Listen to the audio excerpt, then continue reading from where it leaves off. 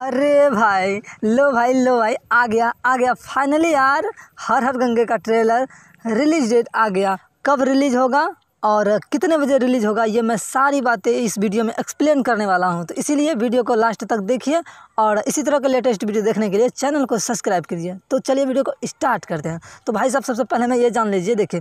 release कब होगा trailer हर हर गंगे का, तो ये तो मैं बताने वाला हूँ इस वीडियो में, लेकिन साथ साथ ये भी बताने वाला हूँ कि देखिए जितने भी भाइयों को लगता है ऐसा कि हर हर गंगे संघर्ष 2 की तरफ फ्लॉप हो जाएगा, यह मूवी नहीं चलेगा हर हर गंगे पवन सिंह का, तो मैं बताना चाहता हूँ उन भाइयों से कि भाई देख यह मूवी जो होने वाला है ना हर हर गंगे,